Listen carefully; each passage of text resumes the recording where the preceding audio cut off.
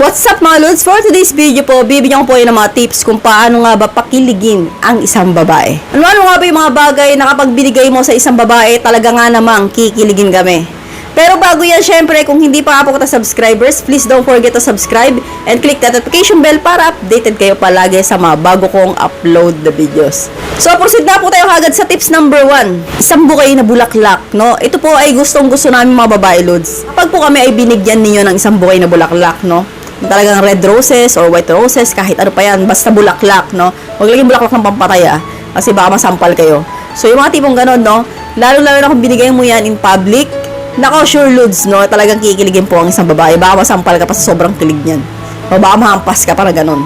So, ganun po yung mga body language ng babae na ginagawa nila kapag po sobrang kilig sila sa ginawa ng isang lalaki. So, maging ako, nabigyan ako niyang kilig na kilig ako eh. Parang paramdam ko, bulik ako sa pagkabata. So, what more kapag ka talagang dalaga yung niligawan mo, hindi single mom na katulad ko. So, ginawa po sa akin na S-boy yan. Kilig na kilig talaga ako kasi first time kong na-receive ng ganyan. So, although may kamahalan, no, sabihin natin nga, ang bili yata na S-boy ng isang bouquet na bulaklak parang 800. So, depende po sa piraso yan. So, kayo na po bahala, at least meron po kayong binigay na bulaklak. Huwag naman isang piraso lang. Kasi medyo yung babae, parang hindi nakikiligin doon. Kailangan medyo marami. Yung talagang mahahawakan niya ng ganun. And then, syempre, pa selfie pa, may remembrance. So, proud po yung babae kasi lods kapag nabigyan po sila ng ganyan. Kaya po, talagang sobrang kilig na kilig ang isang babae kapag merong lalaking nagbigay sa kanila ng ganyan. Proceed na po tayo agad sa number 2. Love letter. So, alam mo, lods, na sasabihin ninyo, ay, lumang ano na yan eh. Hindi na uso ngayon yan. Uso pa rin po yan para sa mga babae. Alam nyo ba, lods, na pag gumawa po kayo ng love letter na ini-express po ninyo yung feelings po ninyo sa kanila, no? Kung nga rin nilagay mo doon na, alam mo, unang kita ko pa lang sa'yo, pakiramdam ko, parang, ang gaan-gaan na ng pakiramdam ko. Parang nahulog ka agad ako sa'yo. Parang pakiramdam ko, matagal na kitang kakilala. Parang pakiramdam ko, parang nakita na kita dati.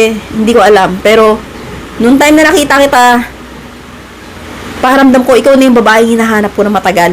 So, yung mga tipong gano'n, and then ikakwento mo yung mga pakiramdam mo sa kanya na talagang, yung talagang ilalarawan mo siya sa love letter mo. Kung gaano siya kaganda sa paningin mo, kung gaano ka nabighani, yung mga tipong ganyan, lods. Alam niyo ba, lods, na habang binabasa ng babae yan, kinikilig niya ng todo. Parang kumakain niya ng suka. So, pag nakita niyo po yung mukha ng babae kapag binabasa po yung love letter na ganyan, nako, ulan na lang maihi sa panty nila.